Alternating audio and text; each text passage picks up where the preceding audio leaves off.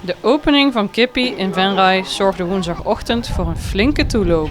Vanaf 9 uur stroomden de klanten binnen. U was eerst, hè? Welkom. Ja, gaan we vertellen. Stond er eerder dan Hoe ontstond het idee om hier een vestiging van Kippie te openen?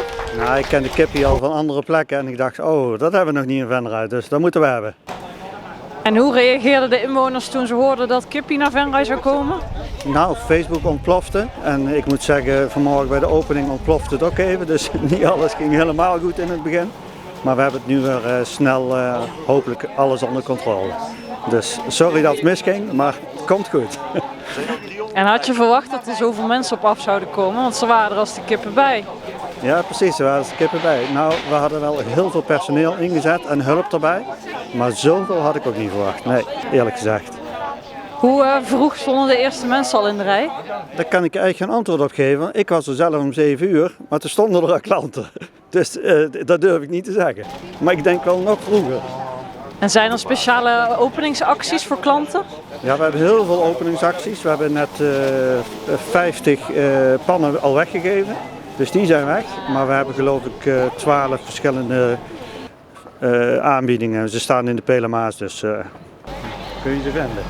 En komt het hele assortiment naar de winkel? Ja, heel assortiment. We hebben niet alleen de grootste pan van Nederland op het dak staan, maar we hebben ook het compleet assortiment hier in de balie liggen. Ja. Wat is dan jouw persoonlijke favoriet uit de toonbank?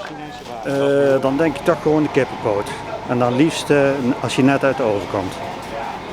En met hoeveel mensen staan jullie vandaag in de winkel? We staan vandaag met 12 man.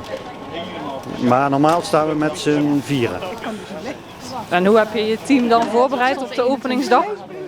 Zoveel mogelijk de kassa leren en de producten natuurlijk. Veel proeven, dat je weet hoe het smaakt en blijven proeven. Kijken of het goed is. Het pand heeft een flinke verbouwing ondergaan. Wat is er allemaal veranderd? Volgens mij alles.